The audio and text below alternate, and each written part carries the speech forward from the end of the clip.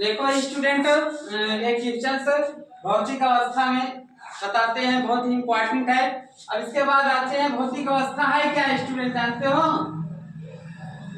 वह पदार्थ जिसमें तीनों अवस्था पाई जाती है, वह पदार्थ जिसमें तीनों अवस्था पाई जाती है उसको भौतिक अवस्था कहा जाता है।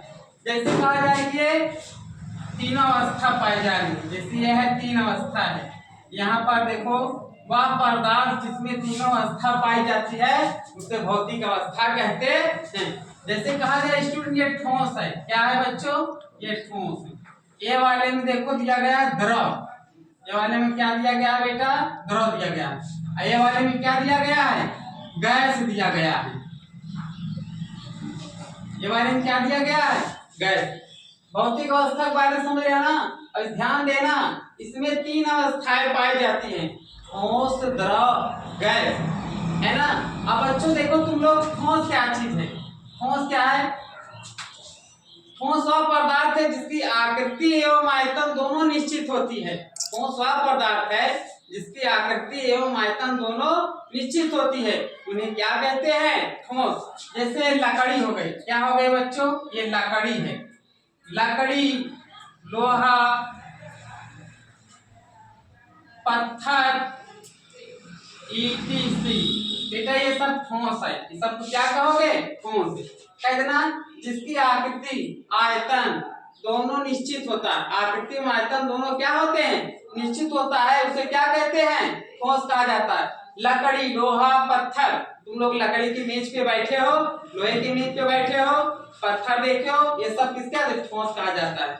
अब इसके बाद आते हैं बच्चों द्रव क्या चीज?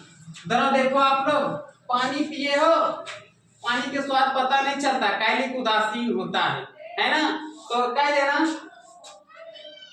इसमें ठोस नहीं पाया जाता, द्रव में ठोस नहीं पाया जाता है, केवल इसमें इसका आयतन निश्चित रहता है। जिसमें आयतन निश्चित हो उसे द्रव कहते हैं। जिस पदार्थ का आयतन क्या होता है? निश्चित होता है। ये आपको क्या है? बर्तन है। आपको क्या है बेटा? ये बर्तन है। इसी बर्तन में पानी हम रख सकते हैं। इसी बर्तन में हम क्या रख सकते हैं? ये पानी है। ये पानी को हम द्रव कहते हैं। पानी को क्या कहते हैं बेटा? द्रव कहा जाता है। पानी को क्या कहते हैं? द्रव कहा जाता है। समझ रहे ना? दूध हो गया, दूध, मान लो दूध भी रख सकते हो, दूध हो गया, तेल हो गया, ये सब बेटा अगर बर्तन में नहीं रखोगे तो बह जाता है कि नहीं? ये सब बर्तन में रखने वाली चीजें, क्योंकि इसका आयतन निश्चित होता है। पानी, दूध, तेल का आयतन क्या होता है स्टूडेंट? निश्चित होता है, इसलिए क्या कहते हैं? इसको द्रव कहा जाता है। अब इसके बाद स्टूडेंट होते हैं गैस की बारी। गैस क्या चीज है? गैस आप लोग देखा है? गैस कोई देखा है? बोलो। गैस नहीं दिखाई देती है, जब हमारे नाक में पहुंचती है ना, हमें दुर्गंध महसूस होती है, हाँ यहाँ गैस फैली है। मानव में भी, पेट में भी गैस रहती है। गैस सिलेंडर एलपीजी में भी गैस रहती है। अगर खाना बना रहे हैं तो अगर गैस बाहर निकल रही है तो नाक में पहुंचती है, इसके बाद दुर्गंध आती नहीं आती है? इसका मतलब यहाँ एलपीजी निकल रहा है।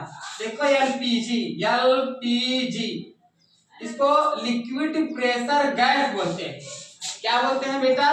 Liquid pressure gas. इसका आयतन और आकृति निश्चित नहीं होता है।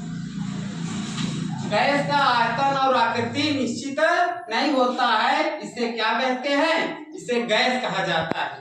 समझ रहे हो नहीं? इसको बर्तन में ढक के रखा जाता है। जैसे ये गैस सिलेंडर है आपका, ये आपका गैस सिलेंडर है, ये आपका गैस सिलेंडर दिया गया है।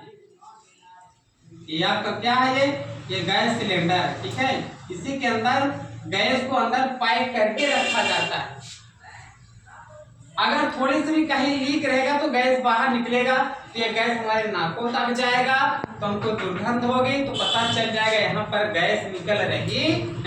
अब समझ लेना स्टूडेंट, अगर पूछा जाए बेटा गैस किसे कह देना जिसका आकृति और आयतन अनिश्चित होता है, मतलब कि आकृति और आयतन होता ही नहीं है, अनिश्चित होता है, उसे क्या कहेंगे?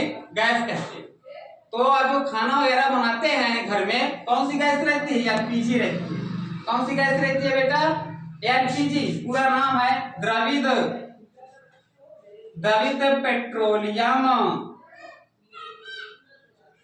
द्रवित ये द्रवित पेट्रोलियम गैस है ना, द्रवित पेट्रोलियम गैस रहता है।